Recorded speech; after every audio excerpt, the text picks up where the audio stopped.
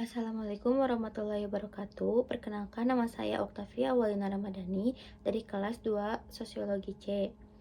Di sini saya akan mempresentasikan mind map yang telah saya buat, yaitu dari bab 9 tentang pembangunan budaya demokrasi Pancasila.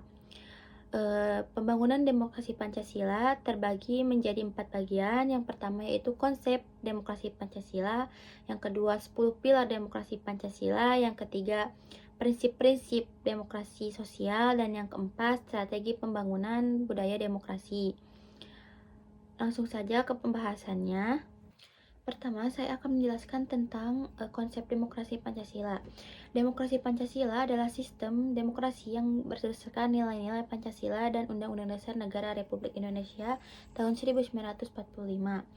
Ia berbeda dengan demokrasi liberal karena lebih menekankan pada keseimbangan antara hak dan kewajiban, serta mengedepankan musyawarah dan mufakat. Yang kedua yaitu 10 pilar demokrasi Pancasila. Yang pertama, demokrasi ketuhanan. Demokrasi ini menekankan pada nilai-nilai agama sebagai landasan moral dalam kehidupan demokratis. Demokrasi di Indonesia menghormati keberadaan Tuhan dan menjamin kebebasan beragama. Contohnya seperti pemerintah mengakui keberadaan agama dan menjamin membebaskan beribadah sesuai dengan agamanya. Yang kedua yaitu demokrasi dengan kecerdasan. Demokrasi ini tidak akan berjalan tanpa warga yang berpengetahuan. Oleh karena itu, pendidikan politik dan kesadaran kritik itu sangat penting agar rakyat dapat ikut berpartisipasi dan bertanggung jawab. Contohnya seperti warga yang aktif mengikuti diskusi publik atau seminar politik agar bisa memilih pemimpin secara baik. Yang ketiga yaitu kedaulatan rakyat. Kedaulatan rakyat ini dalam praktiknya tercermin melalui pemilu, partisipasi dalam pembuatan kebijakan publik, dan hak untuk mengawasi jalannya pemerintah. Contohnya seperti pemilihan presiden atau anggota DPR melalui pemilu. Yang keempat yaitu rule of law. Di sini pemerintah harus tunduk pada hukum dan tidak boleh ada kekuasaan yang bersifat absolut. Contohnya seperti seorang penjabat yang terkena korupsi, dihukum harus sesuai dengan hukum korupsinya dan tidak boleh memandang bulu. Yang dimaksud bulu di sini yaitu seperti jabatan, pangkat, atau status sosial, agama, dan kekayaannya. Yang kelima yaitu pembagian kekuasaan. Kekuasaan negara dipisah menjadi 3 bagian, yaitu legislatif, eksekutif, dan yudikatif. Tujuan untuk menghindari penyalahgunaan kekuasaan. Contohnya yaitu DPR membuat undang-undang, Presiden menjalankan pemerintahnya, dan MA mengadili secara independen. Yang keenam yaitu pemilu demokratis. Yang dimaksud di sini adalah pemilu umum yang dilaksanakan secara umum, bebas, rahasia, jujur, dan adil. Pemilu menjadi sarana utama rakyat menyalurkan haknya. Contohnya seperti untuk memilih presiden dan wakilnya, atau enggak seperti kayak DPR gitu. Yang keenam yaitu pemilu demokratis. Pemilihan yang dilaksanakan secara langsung dan umum, bebas, rahasia, jujur, adil. Pemilu menjadi sarana utama untuk menyalurkan hak warga atau masyarakat terhadap politiknya. Contohnya seperti KPU menyelenggarakan pemilu secara langsung. Ini tidak boleh curang untuk pemilihannya atau sampai tidak memilih. Yang kedelapan yaitu otonomi daerah. Pemerintah daerah tersebut memiliki hak untuk mengatur urusan rumah tangga di daerah tersebut. Hal ini bertujuan untuk menjaga keanekaragaman budaya dan memperkuat persatuan dan keragaman. Contohnya seperti pemerintah daerah menetapkan kebijakan sesuai dengan kondisi daerah atau seperti peraturan pariwisata daerah. Yang kesembilan yaitu demokrasi kemakmuran. Tujuan utama demokrasi ini yaitu untuk meningkatkan kesejahteraan rakyat. Kebijakan ekonomi harus berpihak pada rakyat, terutama yang lemah atau kurang mampu. Contohnya seperti pemerintah membuat program BLT, bantuan langsung tunai untuk membantu masyarakat yang kekurangan. Yang terakhir, demokrasi berkeadilan sosial. Demokrasi harus memastikan bahwa semua warga negara memiliki kesempatan yang sama dan mendapat perlakuan adil. Contohnya seperti program pendidikan gratis dan BPJS Kesehatan untuk seluruh masyarakat yang kurang mampu. Selanjutnya, yang ketiga yaitu prinsip-prinsip demokrasi Pancasila. Yang pertama yaitu kebebasan bertanggung jawab, yang dimana setiap orang bebas untuk menyampaikan pendapat atau haknya dalam berpartisipasi kehidupan politik. Namun kebebasan ini harus dijalankan dengan tanggung jawab, tidak boleh merugikan atau melanggar hak orang lain. Contohnya seperti mahasiswa menyampaikan aspirasi lewat demonstrasi damai tanpa merusak fasilitas umum.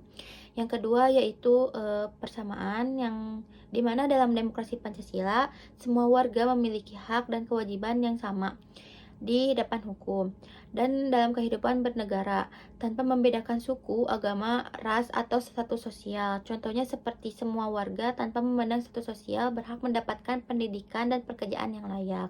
Selanjutnya, solidaritas. Di sini menempatkan kepentingan bersama di atas kepentingan pribadi atau golongan. Demokrasi bukan soal hak, tapi juga tentang kebersamaan dan saling tolong-menolong. Contohnya seperti masyarakat bergotong royong, memperbaiki rumah warga yang rusak atau jalan yang rusak. Selanjutnya, toleransi. Toleransi ini menghormati kebersamaan, keyakinan, budaya, dan cara hidup. Toleransi menciptakan keharmonisan sosial dalam masyarakat, yaitu pluralistik seperti di Indonesia. Contohnya saling menghargai satu sama lain, tidak membeda-bedakan. Selanjutnya, kejujuran dan keadaan. Demokrasi ini dijalankan dengan etika. Pemimpin dan warga negara harus bersikap jujur, sopan, dan mengedepankan etika dalam berpolitik maupun bersosialisasi. Contohnya, calon kepala daerah menyampaikan visi dan misi tanpa menyebarkan fitnah kepada lawan politik. Yang terakhir yaitu kejujuran dan keadaban. Di sini menjelaskan demokrasi harus berjalan dengan etika, pemimpin dan warga harus mempunyai sikap yang jujur, sopan, dan mengedepankan etika dalam berpolitik maupun bersosialisasi. Contohnya seperti calon kepala desa yang menyampaikan visi dan misinya tanpa menyebabkan atau menyebarkan fitnah kepada lawan politiknya.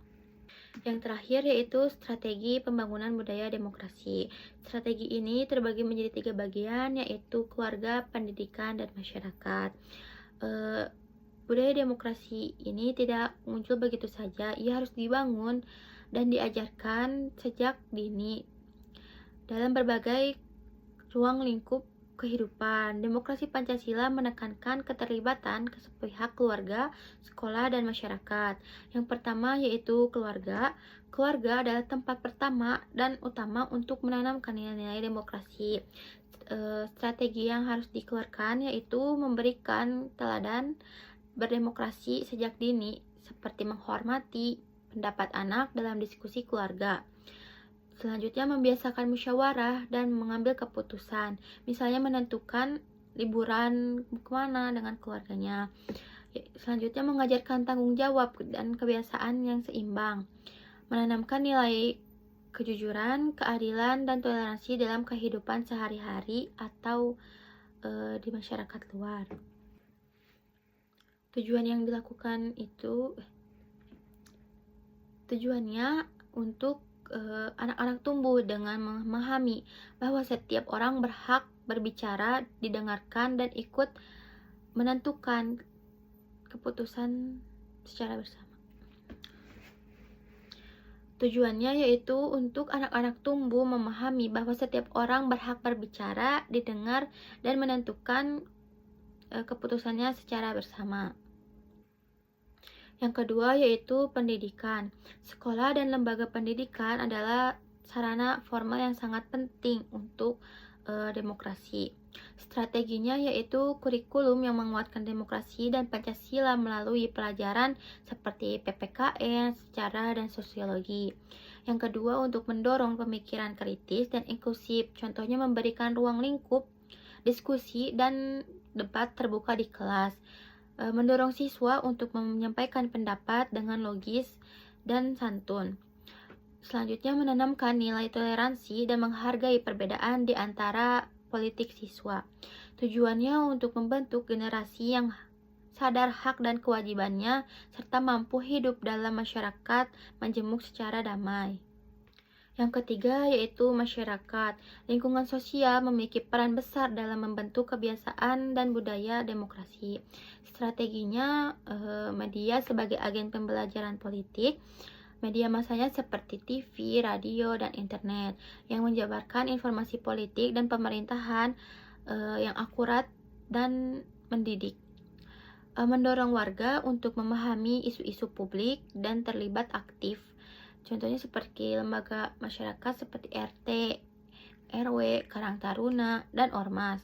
Menjadi sarana partisipasi warga yang dilibatkan dan musyawarah kampung atau forum warga. Mengadakan kegiatan sosial yang melibatkan semua lapisan masyarakat. Yang terakhir, mendorong transparansi dan akuntabelasi dalam pengelolaan anggaran desa atau kelurahan. Tujuannya yaitu untuk menjadikan masyarakat aktif, kritis, dan bertanggung jawab dalam mengawal jalannya pemerintah serta memperjuangkan kepentingan bersama secara damai. Kesimpulan yang dari materi saya bagikan yaitu demokrasi Pancasila merupakan pendekatan demokrasi yang berakar pada asas-asas luhur Pancasila beserta Undang-Undang Dasar Negara Republik Indonesia tahun 1945. Gaya demokrasi ini melampaui sekedar tata kelola pemerintahan. Demokrasi ini merupakan perwujudan cara hidup yang harus diintegrasikan ke dalam praktek sehari-hari. Prinsip-prinsip ini seperti musyawarah, kesetaraan, kesepakatan yang sama, dan pengakuan terhadap keberagaman merupakan dasar yang esensial. Elemen-elemen dasar demokrasi Pancasila termasuk pemilihan umum yang adil, pemisah kekuasaan, dan peradilan yang otonom, menggambarkan bahwa demokrasi yang kuat memerlukan kerangka kerja yang kokoh dan warga negara yang berdaya. Nilai-nilai demokrasi yang fundamental seperti penerimaan, kebebasan yang bertanggung jawab, dan dukungan masyarakat harus dipupuk sejak usia muda melalui keluarga, sistem pendidikan, dan lingkungan sosial. Membina demokrasi Pancasila merupakan tanggung jawab kolektif yang menuntut keteladanan, pelajaran, nilai-nilai, dan keterlibatan aktif semua warga negara untuk mencapai kehidupan nasional yang adil, tentram, dan sejahtera. Mungkin sekian yang bisa saya sampaikan pada materi bab 9 ini. Mohon maaf apabila ada kekurangan dalam pembuatan mind map-nya atau dalam perkataan. Sekian dari saya. Wassalamualaikum warahmatullahi wabarakatuh.